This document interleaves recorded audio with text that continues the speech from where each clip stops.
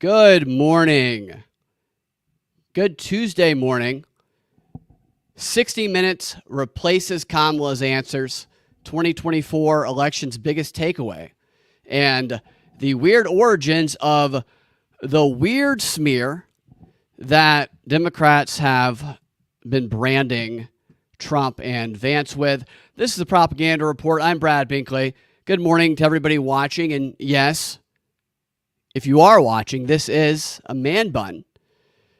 And yes, I am wearing my headphones over one ear like I'm scratching records down at the Opera House in downtown Atlanta, because that's a choice I made, and because I felt like I've had water in my ear for 2 days and it's painful to have headphones on my ear. You ever had water in your ear? I think that's what the problem is. And you feel like it's going to come out and you shake your head around like a lunatic, or you do the cup on your ear and you yank it off. If I do that, that's what I'm doing. And you think you're about to have that glorious moment when the ear finally, not the water finally comes out of the ear and you can hear again normally. The whole world is different when you have that clogged ear. It really is. That's what I'm dealing with right now. Gives you a whole new, I don't know about perspective. Because people who are deaf, they don't hear out of either ear. So I guess I'm being a baby right now, because I do have the one ear that seems to be working fine. Nevertheless, that's why I look like this. Moving on. If you want to help the show, and I don't do this normally, very rarely self-promote, but I'm going to very briefly before we dive in, because that's some good stuff I want to talk about, but I do want to promote a little bit, because I got to promote. If you want to help the show out, subscribe, patreon.com/propaganda report, and you will get the show ad-free in your podcast app, delivered to your podcast app. I take all the ads out for subscribers. And if you want to help out, but you don't want to subscribe, then listen on audio and let the ads play through, because we don't get anything if the ads don't play through. I try not to make them too intrusive. I really do.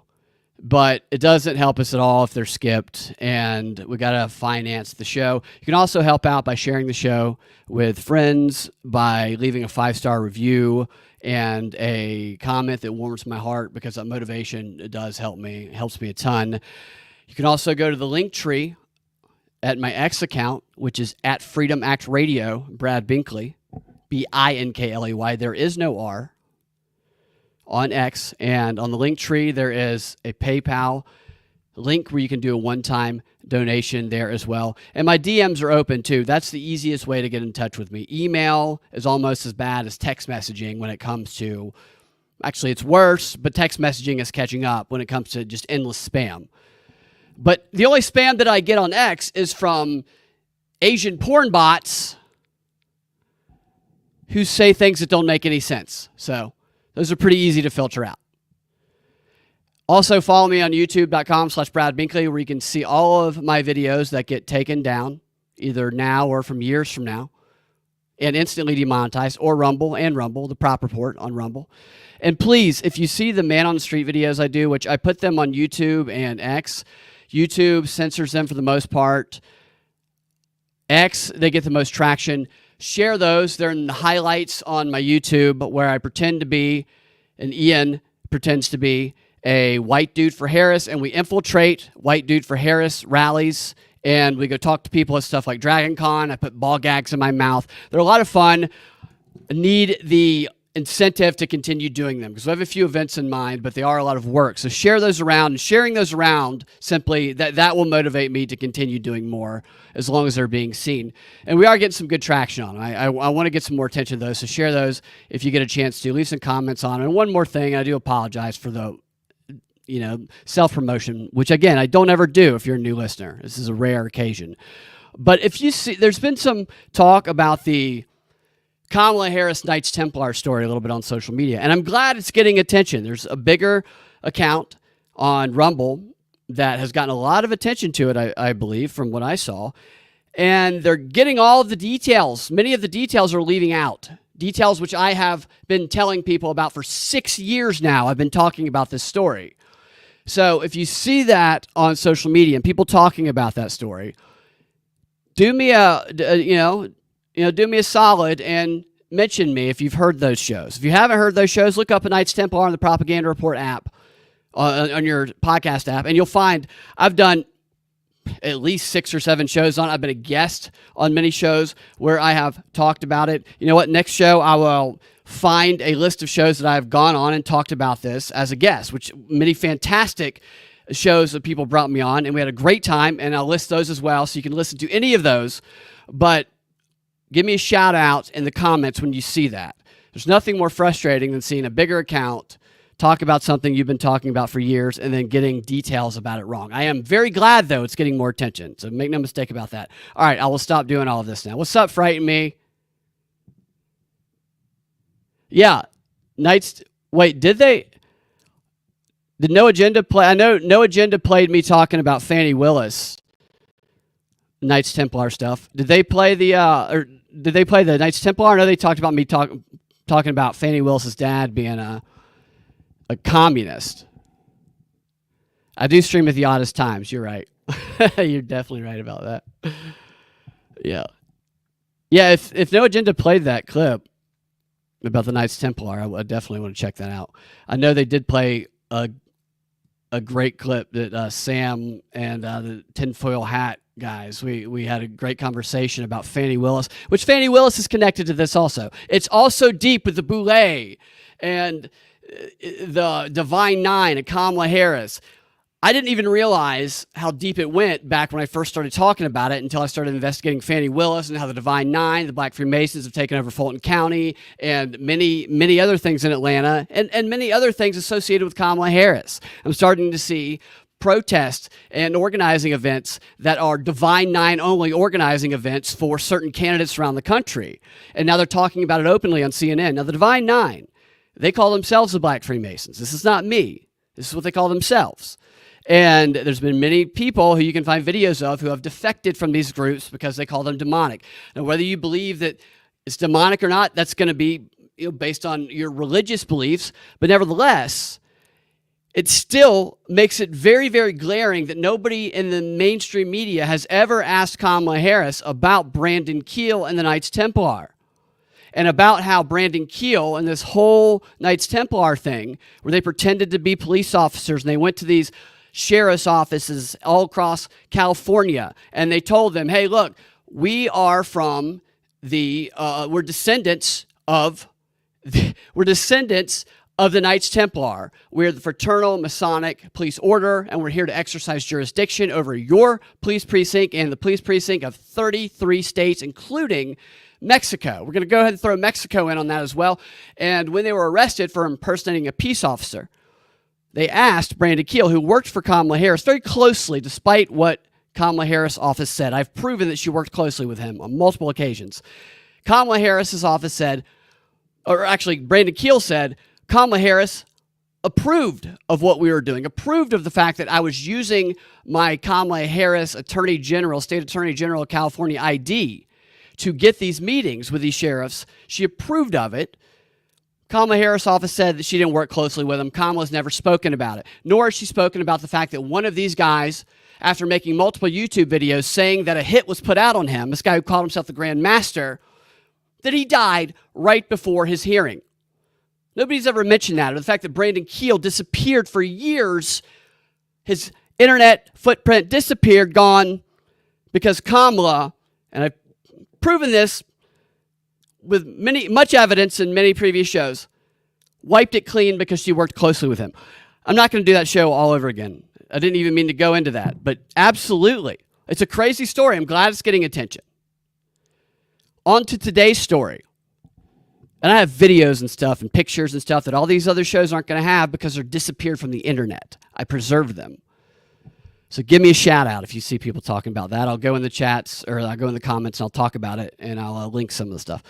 All right, so today,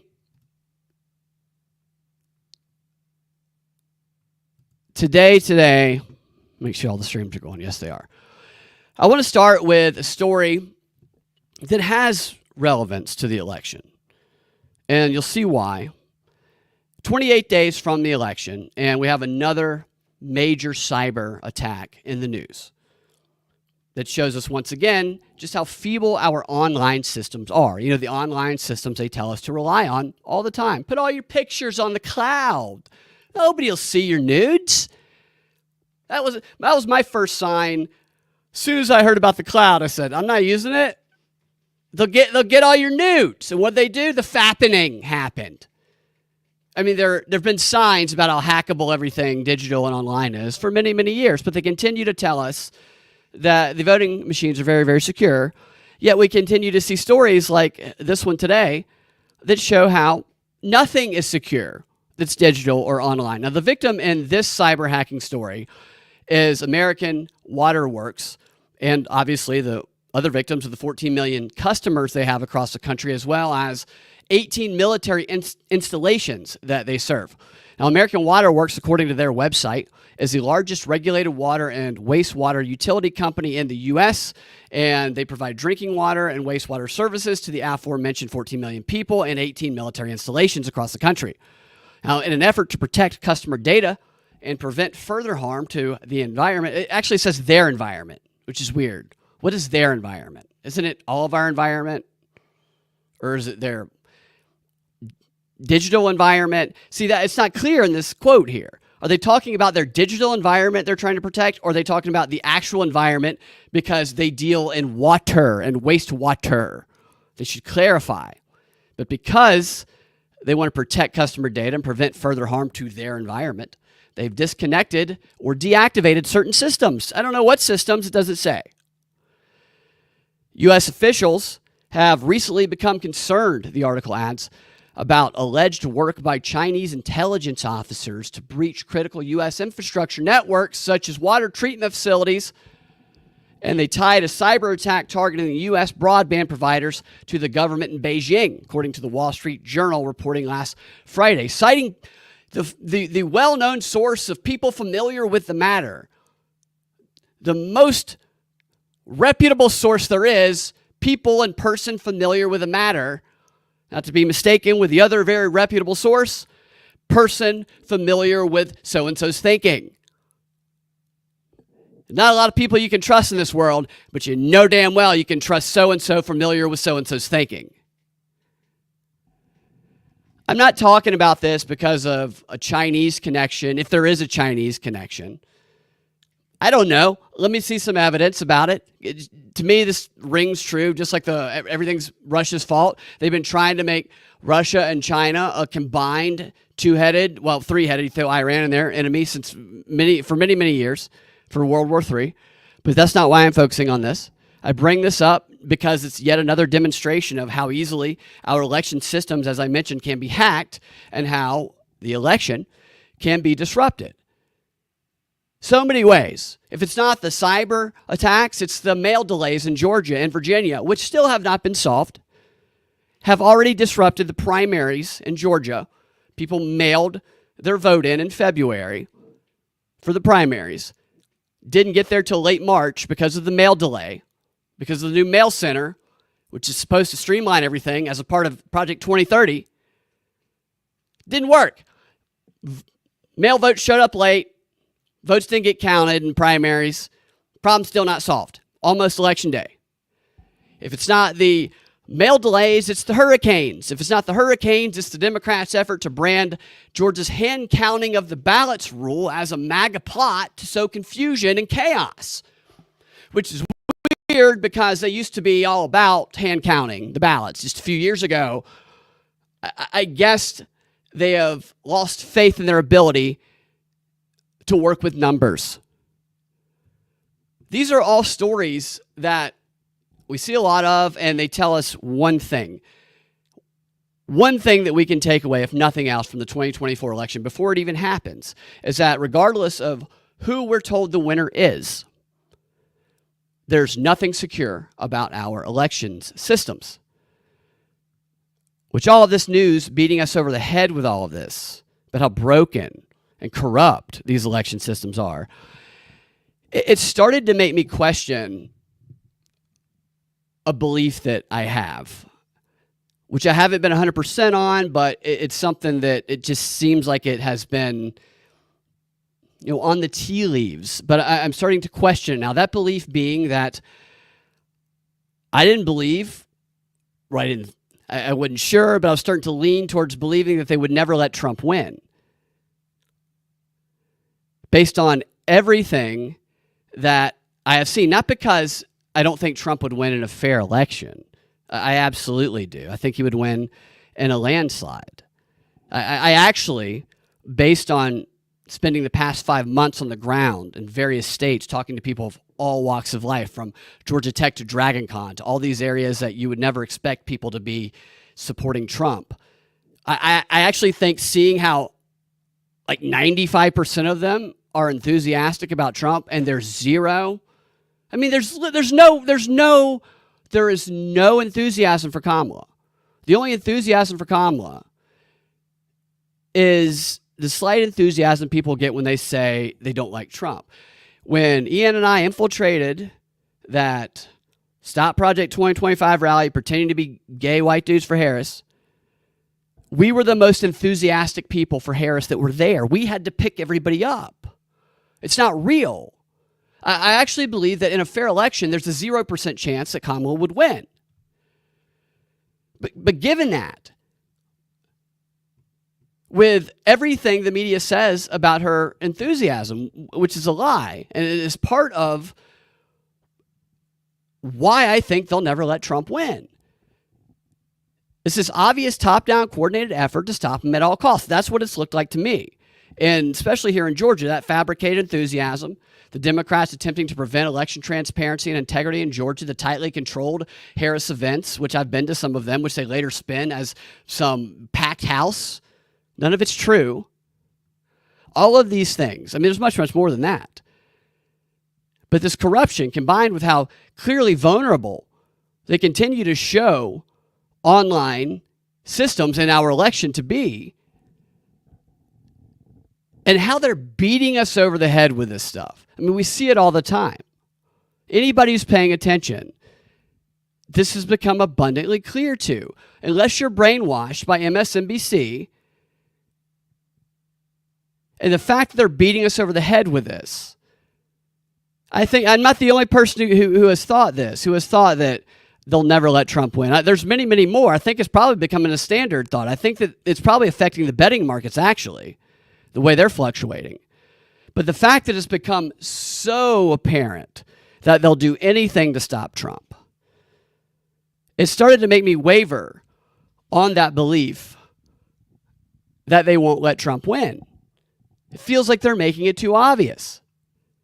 It feels like they want us to believe that. It's starting to, anyway. Like they want everybody who's not brainwashed by MSNBC to believe that they won't let Trump win, they'll definitely steal it, so that if they don't steal it, if they do actually let him win, that his victory would restore millions of people's faith in our very broken election system, which would satisfy a years-long agenda item, the top of the agenda item for Davos. And Davos, I've played this clip many, many times.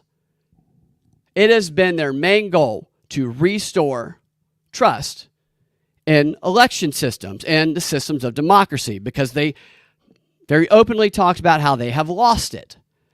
Now, I don't know that it would work, but from their perspective, if they could get millions of people who right now are fired up for election integrity and transparency like never before, if they could get those people to let their guard down because they believe now that the system worked this time, then that would serve that Davos agenda goal of rebuilding that trust in those institutions of democracy.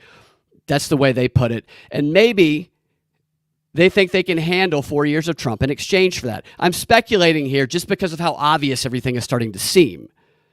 Like when it seems like they want us to believe something, I'm like, why do they want to make it so obvious? It's not wild. It's not a wild theory. When I think about election integrity, So prior to 2020, Garland, Favorito, and Voter GA, they've been doing election integrity stuff for long before Trump ever came onto the scene. Like 25 years now, maybe close to 30. Definitely 25. And there was not a lot of people who were enthusiastic about election integrity and transparency, or even knew how the process of elections worked until 2020. 2020 comes around. There was some very suspicious things that happened, and suddenly interest and enthusiasm about election integrity and transparency boomed. And so many people were paying attention. So many people were demanding things improve and get better around our election system. I tend to believe that it was probably better for those who like to steal elections when there were a lot less people paying attention and a lot less people caring about it. And even though it seems on the surface, after everything they've done, like they'll never let them win, if they did let them win, it would certainly lessen people's interest in election integrity and being a watchdog for it, which would help that goal of rebuilding that trust. I'm going to get to some of these comments here in a second. I'm just trying to organize my thoughts on this. I'm still of the belief right now, I'm leaning towards that they'll never let them win, but man, it just seemed, an alternative theory is that they don't care, that they will just steal it, and most of the public will be aware that they did, and they'll just see what the public will put up with. Yeah, because if you think about it, if Kamala were to win, anybody who voted for Trump, anybody who voted for an independent, anybody who didn't vote at all, almost all of them are going to believe it was stolen. In fact, there's probably a good portion of people who vote for Kamala who, if Kamala wins, would believe it was stolen and just be happy about it. It's just, let's say you're somebody who gets access to Kamala's events, which is very few people. They're very selected. They're curated. I've been to events, outside Kamala events, where the few people who found out about it showed up and they didn't let them in, and they tried to find out when the next one was. How do we know when and where to go? Because they don't tell you. They bring most of the people in on buses. It's true. I've seen it. I've documented it. It's true. And they do small rooms, and then they just lie about it. They just lie about it.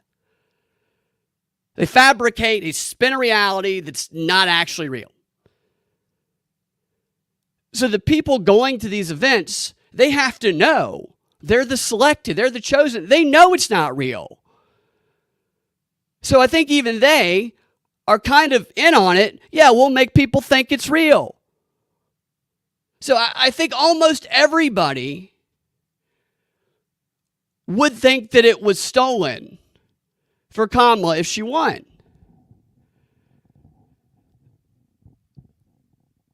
But if Trump won, it worked. The system worked. And it might make people forget that the system is still very, very, very broken. And that's kind of where I am when it comes to thinking about this. I don't know what's going to happen. I really don't. I mean, it's going to be interesting to see for sure, but a definite side effect of Trump winning is increased trust. A definite side effect of Trump winning is increased trust in the system, which is exactly what Davos has been after for years. What I would say is this: even if Trump wins, which I think most people would believe would be a true representation of the people's vote, but even if it happens, maintain your skepticism. Maintain your enthusiasm for voter integrity and transparency, election integrity and transparency, because he only gets 4 years. After that, everybody's guard is down.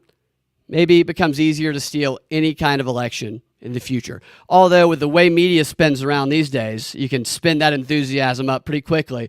It's just a thought I'm bouncing around because I'm so skeptical of everything. I think we need to maintain our skepticism collectively. I think regardless of if anybody gets what they want in an election or anything in politics, I think maintaining that high level of skepticism is how we always keep them in check, because they get us off their backs when they placate us.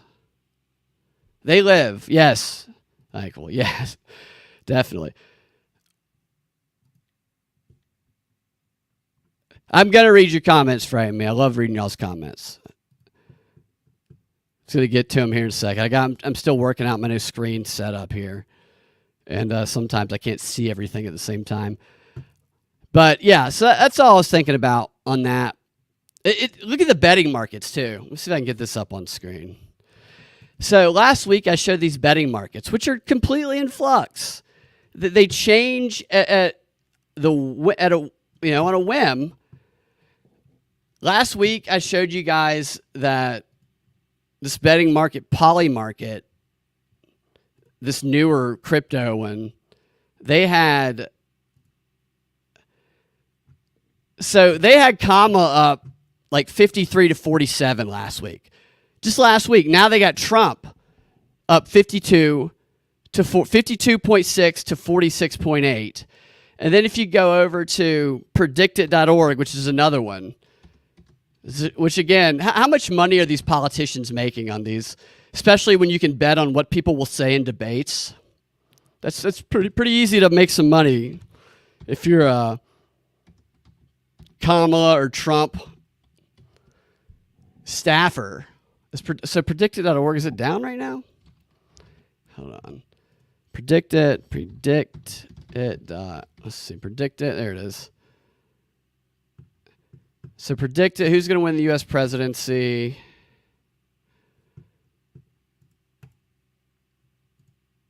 It says, is that a little bit bigger? No, not here. So they have a bunch of different bets. All right, who's going to... All right, so right now they had Kamala up 52 to 50 here. Now, Kamala was up by 10 points last week. So I don't know if these betting numbers are factoring in the fact that people believe that they won't let Trump win. If I were going to bet on one of those sites, I would bet on Kamala. That's where I was a week ago. So I'm guessing that there's a lot of other people who are betting on the fact that they don't believe they would let Trump win. This ain't like football, where your team is favored by 9.5 points and then they win by 10. Like it's crazy how accurate it is. And yeah, games can be rigged, but some of these games, some of these people are good at just, they're not all rigged. They're not all rigged. Like Kamala playing to bust people. Yeah, she does.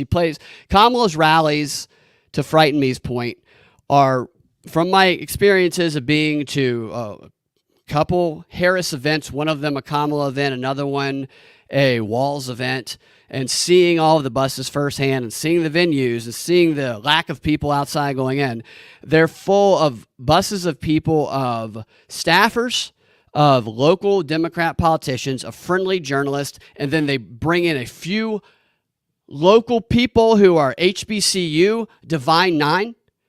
I saw them all wearing their colors at the events, and people from activist organizations that you can't get into. I got a few people to tell me how they got noticed. They didn't want to, but one of them is like Georgia Postcard something, and I tried to even get into one of their things online. They won't let you in. It's all very curated. It's very curated. They're not even nice to the couple of Kamala supporters that find out about it or live nearby, because they don't tell you the exact time and location of her events or Walz's event until after it happens, or until right before, after they've already put other people in the seats. So people who are nearby, who are following it, show up, like they did at the one that I went to for Kamala at the Cobb Energy Center. And they weren't even nice to them. They're like, help us. And they wouldn't even respond to them. Because they're all like Kamala. They don't care. It's crazy. Speaking of Kamala and Tim, you guys probably saw some of the 60 Minutes interview with Kamala and then Tim. They were interviewed separately. We learned that Kamala's got a Glock. Kamala's got a Glock. I'm not going to make the obvious joke that Kamala owns a gun that rhymes with the thing she rode her way to power on. It's too easy. Not even going to talk about all that. I'm just going to show you one thing that I noticed about these interviews. I guess this shouldn't be crazy to me, but it's kind of funny. The interviewer would ask Kamala or Walz a question. And then, because I guess they weren't answering very well, it would cut to, well, it wouldn't cut. It would be the same video, but all of a sudden, the interviewer would answer his own question while Kamala or Tim's audio was dropped. So he asks a question, Kamala or Tim starts answering, and then all of a sudden, Kamala or Tim's volume drops, and you can't hear it. You can just see their mouth moving, and then the interviewer, through voiceover, answers the question he asked for Kamala and Tim. I'll show you what I mean. I know it sounds confusing, but they must. It's how bad are these people at interviews? That you have the interviewer has to go in at post and answer his own question through voiceover. Look at this. There's Neanderthal Tim. We'll start with him.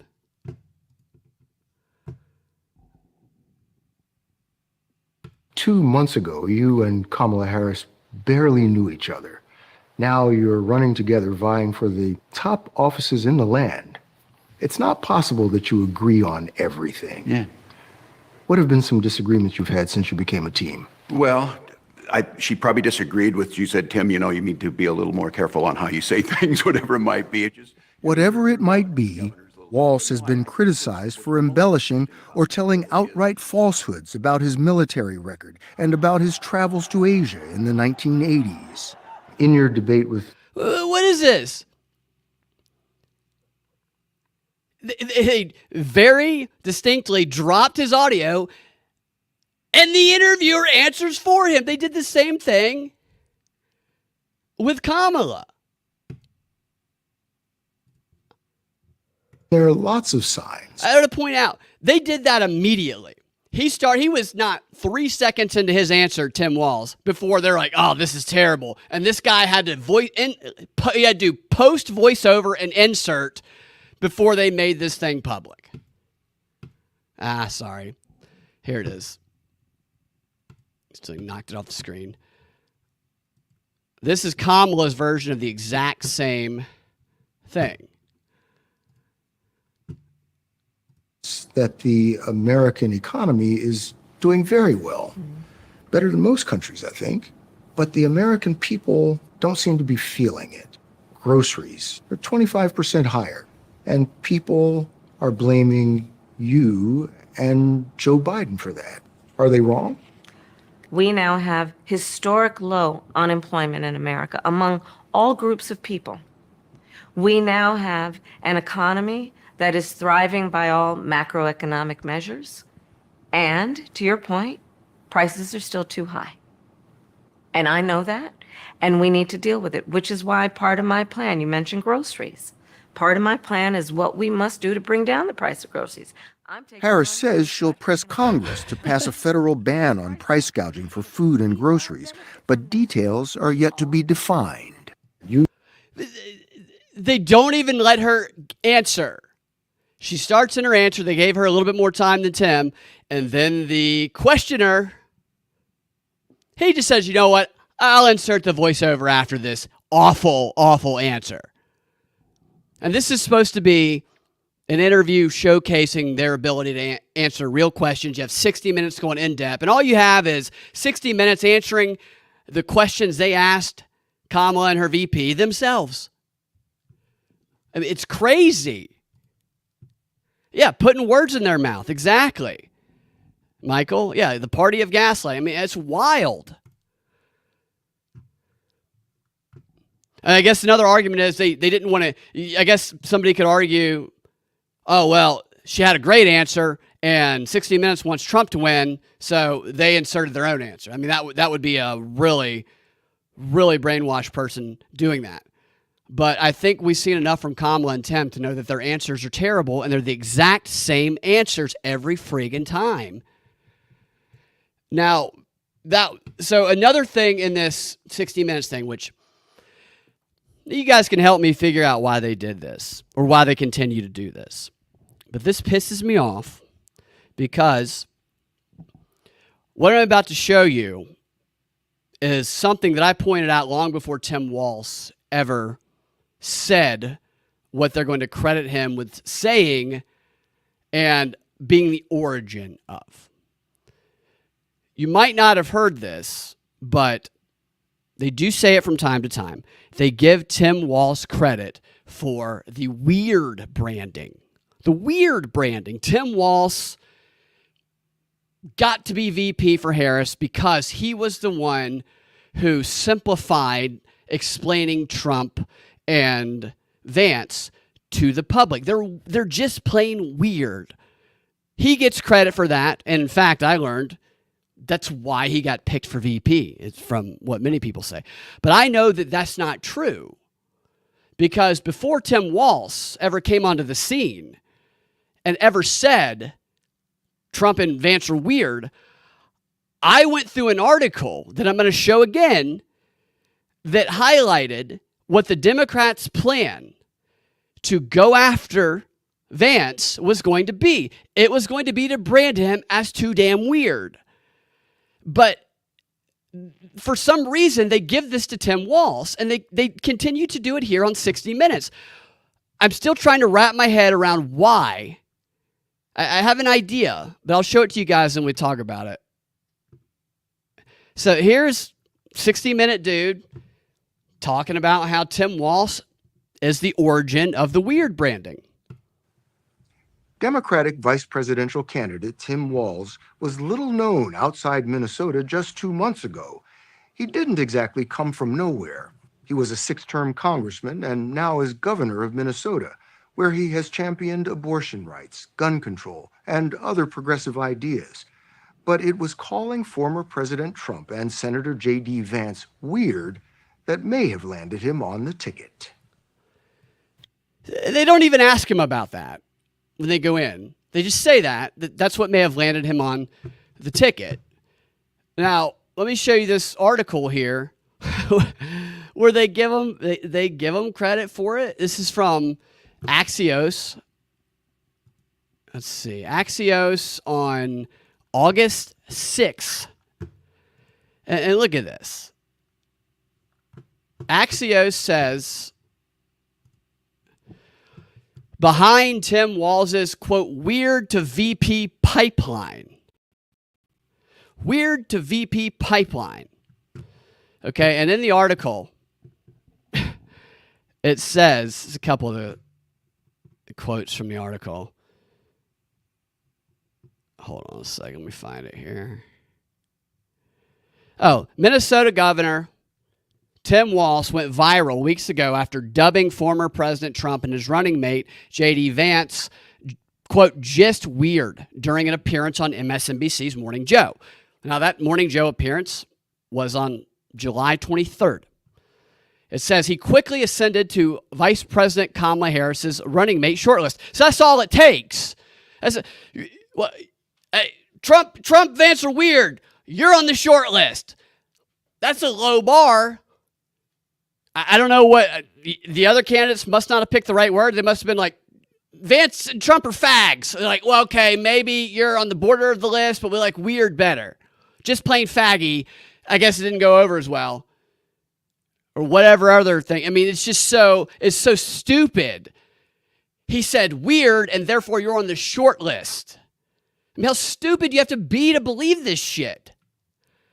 And then it says, Walz, now Harris's VP pick, helped manifest Democrats' 2024 buzzword. He manifested it. And this is from an ex-GOP presidential candidate and a former top aide of an ex-GOP presidential candidate and a former aide of the Minnesota governor who said, get out there and talk like a Minnesota dad. To have something like that off in the way, kudos to Governor Walz. As though, Walz did this. And I'm going to show you that this is very clearly a lie here in a second. Pretty soon, other Democrats were picking up and deploying Walz's weird attack line. It's Walz's attack line. Walz's ability to go viral was a matter of, quote, right place, right time, McClung said. No, it wasn't. No, it wasn't. That's a lie. That's so blatantly a lie. Quote, Walz was able to seize the moment and find a way to message for Democrats when they're so desperately seeking a newer and clearer way to push back on Trump and Vance, he added. Okay, so I'll show you. First, I'm going to show you the article, just to show you that this is all a lie. This is from The Independent on July 17th. July 17th, 2024. 2 days after Vance was picked. And the headline is, Bizarre Beliefs and Creepy Friends, Choosing J.D. Vance Could Be a Costly Mistake for Trump. And then you go down here, and it says, one person involved in an anti-Trump political committee told The Independent that voters can expect to see significant opposition research deployed against Vance to paint him as, quote, too damn weird. This is a week before Vance went on MSNBC, not Vance, this is a week before Walz went on MSNBC and manifested that word. I know because I reported on this very article in a show I did where I said, here are the attacks to look for now that Vance has been chosen. And here's why. I even talked about why the weird one would work, because Vance, it's plausible that he's weird. And then a week later, they say that Walz said it, and it was his baby, and that's why he's on the short list. It's so convoluted. And look at what they do here. This is the clip they're talking about. This is where weird was born from Walz, according to them, on MSNBC's Morning Joe, which again, this clip is from July 23rd, a week after the article that I just showed you, where they told you they were going to be branding Vance as weird. But they act like it's not real. They act like it. Listen here to how Walz fumbles through this, and he says weird once, is the first time he's doing it, and you hear Morning Joe laugh. And that laugh is a signal that reminds Walz, oh yeah, that's the term. And then Walz gathers himself and says it again. This is evidence right here of the coordination, in my opinion. Turn that up a little bit. They did not give us a plan on health care. Donald Trump talked about infrastructure. Joe Biden and Kamala Harris built bridges, built roads. So I think this is going back to the bread and butter, getting away from this division. We do not like what has happened where we can't even go to Thanksgiving dinner with our uncle because you end up in some weird fight that is unnecessary. and I think bringing back people together. Did you notice that? You end up in some weird fight that's unnecessary. Why was he laughing there? That was not something to laugh at. Listen to that. That was so unnatural, that laugh from Morning Joe. It's just so obvious. Built roads. So I think this is going back to the bread and butter, getting away from this division. We do not like what has happened where we can't even go to Thanksgiving dinner with our uncle because you end up in some weird fight that is unnecessary. and I think bringing back people together, well, it's true. These guys are just weird. And it's, they're running for He-Man women haters. That's it. These guys are just weird. This is the viral moment that Axios was talking about. I'm going to play the whole thing one more time, and then I'm going to play you another clip from 2 days later where Jen Psaki is talking about how viral this moment went. Does this seem like a viral moment to you? Unless it's artificially made? Away from this division. We do not like what has happened where we can't even go to Thanksgiving dinner with our uncle because you end up in some weird fight that is unnecessary. and I think bringing back people together, well, it's true. These guys are just weird.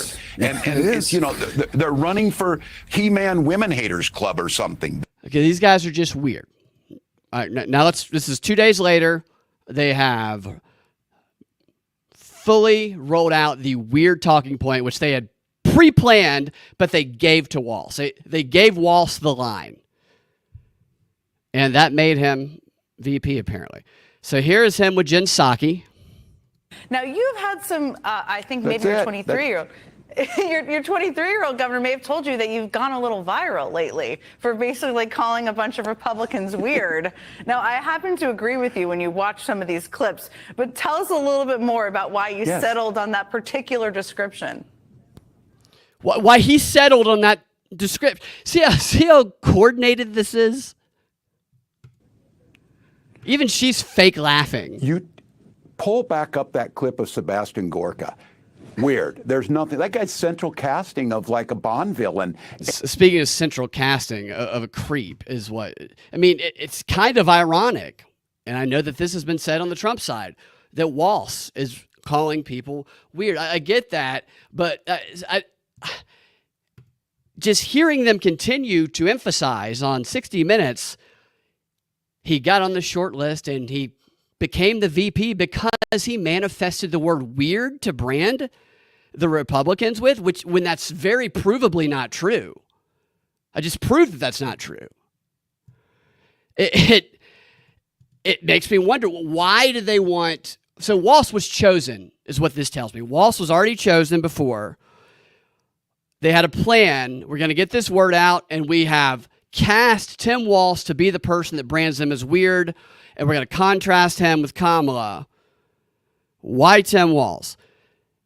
I think part of the thinking, and I don't think it works personally, I think it's kind of faded, actually, the use of it, because I don't think it's worked. 60 Minutes trying to bring it back. But I think it goes back to what this guy who used to be, a guy named Brian McClung, who used to be one of Walsh's aides, said. Get out there and talk like a Minnesota dad. I think they wanted to put weird, just plain weird, in the mouth of someone who comes off as a plain-spoken dad guy who calls it like he sees it. And that makes it more authentic for people who are watching who go, oh, yeah, he's right. I identify with this dad, this guy. Because Democrats do, I'm telling you. I go to these events and I'll be like, you like Tim? They'd be like, I love Coach Tim. I love Coach Tim. I love him so much. They love him. They absolutely love Coach Tim. You want to get into a Democrat event, just be like, I love Coach Tim so much. They'll be like, I love him too. Come on in. Let's love him together. I should have done that at the Walls event that I got kicked out of, the parking lot of. I didn't do that. I should have done that. But I found out later at another event, just say you love Coach Tim, they'll welcome you in with open arms. And so they see that. They go, you know what, Coach Tim, he's a mentor. He's a football coach. He's a defensive coordinator is what he is, really. Nothing against defensive coordinators, but they don't really talk about how he wasn't the head coach. He says it. He's a good judge of character. Must be true. And I think that's why. I think they tried to play off of this. Coach Tim is a good judge of character, while Kamala Harris, when you look into her judge of character, maybe not so much. I guess unless you put Doug Emhoff in there, which they all love. They like, Doug Emhoff can just beat, freedom right into your wife's face. It's just, it's crazy how they just construct reality despite reality. I don't know. I don't know the exact answer to why they decided. They had already decided Walsh was the candidate, and they said, your origin story, your reason for winning is because you came up with the weird branding. It's so stupid, but that's what they're saying. And it's provably untrue. It drives me crazy, man. Friends of mine, progressives, like, yeah, it's just weird. Walsh is just great. I'm like, God, don't ever leave Walsh alone with an empty drink, all right? You will wake up and your butt will be sore. I'm speculating. This is not an accusation. This is not an accusation. This is speculation based on observing Tim Walz And I'm not talking about any sexual assault. There'll just be tampons in there. Goodness gracious. You can see how insincere Jen Psaki is, too. It's so interesting. It is. The propaganda's gotten just wildly interesting. Unbelievable. Completely. You would never believe the plot in a movie, but it's reality now. So, all right. Couple more things. Let me get out of here. Speaking of Walz and Harris events and how they never tell you when they are, Trump and Doug Emhoff, first or second gentlemen. Doug will always be the second or third gentleman to Kamala. Second gentleman, Doug Emhoff, is coming to Atlanta, as is Trump. And if you've been listening and you watch this show, you know why I'm bringing this up. You know the difference I'm going to point out, which is that the details, the very specific details of Trump's event are already available to the public, while the specific details of Dougie's event remain a secret and will remain a secret unless you can sleuth on the web and find an Instagram account of somebody attending who, despite being told not to, release the details online, or you have an inside source, which that's how I've been able to figure out the events that I've gone to, is those two things. It's not easy. They don't want you to know. They even say it's a tightly held secret, which is kind of hard to have a lot of enthusiasm, groundswell of enthusiasm, when you don't tell anybody where you go, hey, come to my show, but I'm not going to tell any of you what exact time or location it is. But then afterwards, I'm going to brag about the groundswell of enthusiasm. This is why it makes no sense. Trump's event, to show the contrast, will be at Gaslight Arena in Duluth, Georgia on Wednesday, October 23rd at 7 p.m. Very specific. You can request a ticket. If you want to go, you can request a press pass, I'm sure, and you might be able to get a press pass. Now, Doug's event in Georgia, you see Trump's was a couple weeks in advance. Doug's events in Georgia are this week. He will be here 3 days this week. Something the AJC, Atlanta Journal-Constitution, just sprung on us. They just told us last night, that Doug Emhoff is going to be in Georgia, in the Atlanta area. This is what they always do. Because they don't want people showing up. They bring their people. Even if they try and fact check and say that's not true, it's very, very provably true. I've seen it myself. Doug will be here. When? Tomorrow, the next day. Where? We don't know. It's funny because the guy reporting on it, here, I'll put this up on screen. The guy reporting on Doug's event, this AJC guy, Greg Blumenstein, who I've been told might be CIA. I don't know if there's evidence for that. Seems kind of like a doofus. Seems more like somebody who just wants to be part of something and will just say just an easily compromised person, it seems like to me. A guy who wants to feel like he's popular is what it feels like to me. So there it is. Second gentleman, Doug Emhoff, to campaign in Georgia. This week, second gentleman Emhoff will travel to Atlanta, Noonan, and Athens to rally for Harris. Well, of course, why else would he travel here? He's not coming, to go to a football game. He's coming to campaign, obviously. Second gentleman will deliver remarks. This is on Wednesday. He'll deliver remarks at a campaign reception in Atlanta, Georgia on Wednesday, October 8th. So that's all the detail. What's up, Tony? That's all the detail you're going to get until maybe right before or or after when they report on it. I'm not even going to try and figure out when that one was. My guess is that is at some Jewish event because of the anniversary. And Emhoff is this is my thinking when I try and figure out these things. These are the search terms I come up with thinking about it. It's probably a Jewish event because of that anniversary, and he is the guy who goes out and speaks about that stuff. That's his role.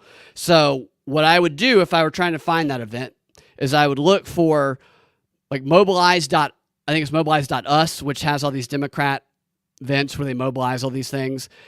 And I would search for Harris campaign events that are Jewish related, or I would do controlled searches on Google or Instagram and Facebook, because a lot of these organizing things happen on Facebook. but they're not easy to find. They really aren't. Like sometimes you have to hover over the profile picture of an Instagram account where it has, I don't know what it's called. It's not a reel. It's called something else. And it's like hidden behind that, which is where I found some of the other ones. The Thursday events, on Thursday, October 10th, the second gentleman will deliver remarks at a campaign reception in Noonan, Georgia, and deliver remarks at an Atlanta Pride kickoff event. Of course, Doug Emhoff is delivering remarks at an Atlanta Gay Pride kickoff event. So this one, likely bussied in might be what we can call it for Doug and Tim. At least for the Pride event, it'll be bussied in. So this event here, I was thinking about this. This seems like a promising one right here.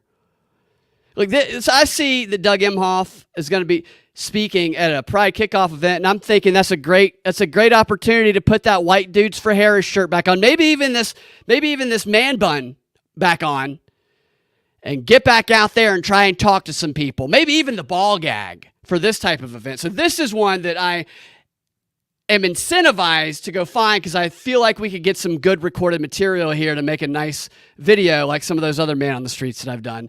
And thinking about this, I see that he's speaking at 3 events on that day. In the evening on October 10th, on Thursday, the second gentleman is going to be delivering remarks at a Get Out the Vote rally in Athens, Georgia. So I would search Get Out the Vote, Athens, October 10th. That one might be easy to find. Athens is too far away for me to drive, but I see all these events here. Noonan, Georgia is about a 40-minute drive from Atlanta, but there's also an airport there that's equipped for military and corporate and Air Force One, so I'm guessing he's going to be flying back and forth from Noonan to Atlanta. And Athens also has an airport. He can fly back and forth from there. It's about an hour, 15-minute drive, but probably about a 20-minute flight. So I'm guessing he's flying on all these things. And here's what I found. Here's my guess right now. Is that Doug Emhoff is going to be appearing at this event. Let me find it here. MARTA Airbound, I guess that's Gay Heart to Gay Heart, Pride Bus Reveal, Thursday, October 10th, 4 p.m. at the North Avenue Station Plaza, followed by a Pride celebration hosted by Midtown Alliance. So he's going to be in Noonan in the morning. He's got to be in Athens in the evening. And if they're flying and not driving, which I suspect they are, 4 p.m. gives him enough time to pop into here and make these opening remarks. What this is they have made these MARTA buses Pride-themed for Pride Month. And they are revealing the Pride artwork on these MARTA buses at 4 p.m. that are going to be parading people around Atlanta for the next month. And they're going to have the artists there, and then they're going to have some of Atlanta's top drag performers at the 5 o'clock event, which Doug will probably be gone by then. They don't stay at these events long. They're there 30 minutes tops at these events. So if it starts at 4, he probably won't get there at 4. He'll probably get there at 4:30 based on previous experiences. He's probably gone by 5. When that other one starts, then bring out the drag queens, which I'm sure Doug is going to be upset. Maybe he sticks around because he wants a lap dance. I don't know. He's going to be pushing it to get to Athens. Not as many good drag queens in Athens as there are in Atlanta. But I think this is the one. The only thing that makes me pause is that it's being advertised as open to the public, but that they do advertise them as open to the public sometimes. They just have a perimeter. They set up a perimeter where the public can be that is very, very far distance from where the politician for Harris and those supporters they bring with them can be, which I suspect will be the case here. I cannot find any other Pride kickoff event in Atlanta or around Atlanta than this one. So, if you want to see Dougie, I believe this is the one. I could be wrong, but that's what I'm betting my money on, and we might go see if we can get some interviews at it. So that's my process of thinking, if anybody likes to try and figure that stuff out. That one was a little easier than Kamala. I think that Doug is a little more personable. He's probably a little better with crowds, because he'll punch somebody in the throat or get them pregnant, maybe. And Kamala doesn't even want to talk to people, so they let him do that.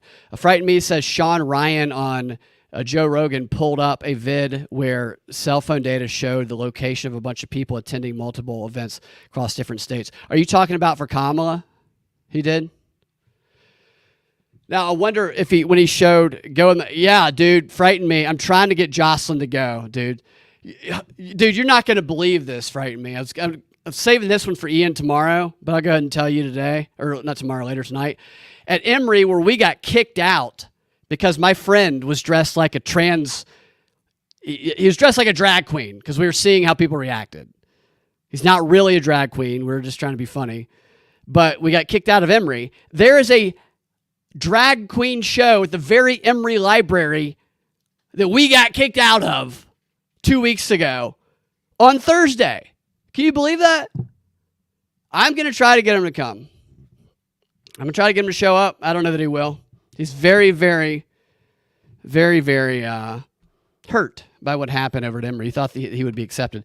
So, yeah, so that's a recent one. I'll pull that up and see if I can find that, actually. Because I would like to know what he means by cell phone data showing a bunch of people. Because a bunch of people could be 300, 400 people. Is he talking thousands of people? Because 400 people is a bunch of cell phone data, but that's a small rally. So there were a few hundred people at the Cobb event that they brought in. I mean, they had buses full. The number of buses they had hundreds of people in them total. And so I wonder what he means by that specifically. So, yeah, I'll check that out. Thanks for the info. All right, get that. All right, one more here. You might have seen this. Karine Jean-Pierre.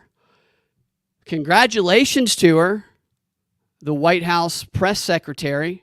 Hundreds. So hundreds is not, so that's a small rally. Yeah, there's people at her rallies, but they bring hundreds. They're close to hundreds. I mean, the number of buses they have, it's bus after bus that fit probably 15, 20 people each.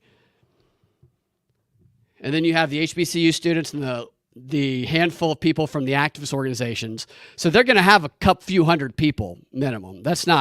That doesn't undermine the narrative that she's lying. I mean, they're making it seem like there's thousands of people at her stuff. There's not. And there's nobody waiting outside. Nobody. I've been the only person outside of Kamala's event trying to, look for the enthusiasm.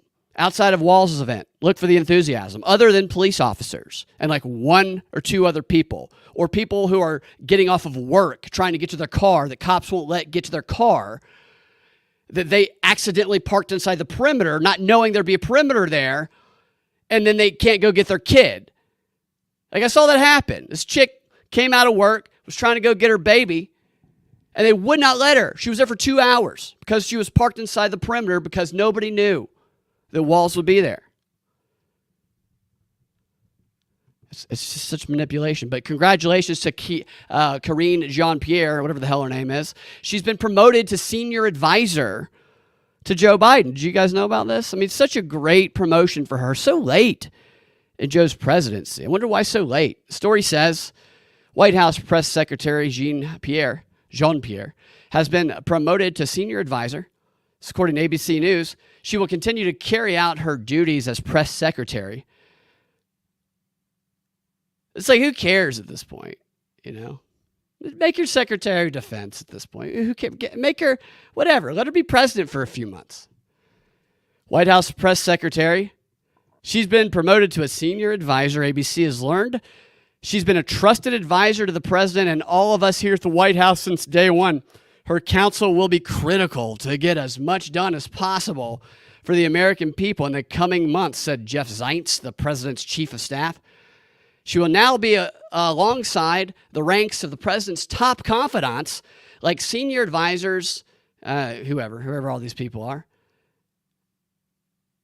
And this promotion shows the faith that Biden has in her, as well as his commitment to having diverse and intergenerational voices guiding him in decisions. That's what this is about. That's exactly what this is about. He's almost done. He needs his legacy to look like he's put diverse and intergenerational voices guiding his decisions. You think Joe Biden is sitting down? I'd love to see that. I'd love to see a video of Joe Biden saying, Jean-Pierre, come here. What should we do with this Israel-Palestine thing? What are your thoughts? I mean, I would love to see that. I'm sure Joe goes to this female lesbian, this black, obviously a female lesbian, unless you're Doug Emhoff, then you're a male lesbian, and gets advice from her. He doesn't. They're just trying to get some ESG points for Biden's legacy here. So that way when Biden's done, they can say President Biden not only chose the first incompetent black female VP, he also appointed the first incompetent black lesbian senior advisor. No other president can make that claim. That's what they're going for. All right, guys, I think that's all I got for today. Let's see what we got here. Yeah, I do stream at odd times. I don't usually, every now and then, maybe one a week, I'll do early in the morning. Where are you again, Frighten Me? Are you on the East Coast or the West Coast? Well, probably the East Coast if you're just getting up. The West Coast, and you're definitely early to rise. Dominion voting machines. What does it mean to have Dominion over?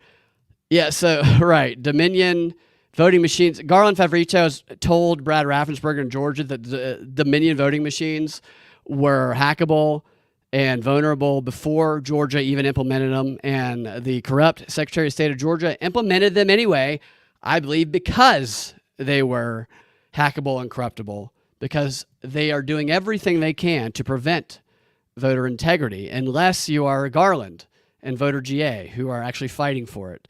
And the army of people that have supported him over the past few years. Let's see, what else we got here? Routh trial indefinitely advanced due to too much evidence. Is that so? I did see that story partially. I haven't read it yet. Did they really say that? They're delaying it because of too much evidence? Guessing BlackRock, Ukraine, and politicians would be. Yeah. I think we can implement those people in a lot of different things. Like They Live, great movie. Good time to watch They Live. All right, guys. Thanks for hanging out. Thanks for chatting with me this morning. Always a pleasure. And Ian and I will be back later this evening around 8:30, 9. Between 8:30 and 9. And we'll do another show. And until then, you guys have a fantastic rest of your morning and afternoon. Propagandafight.com, at Freedom Act Radio on X. See you guys later on.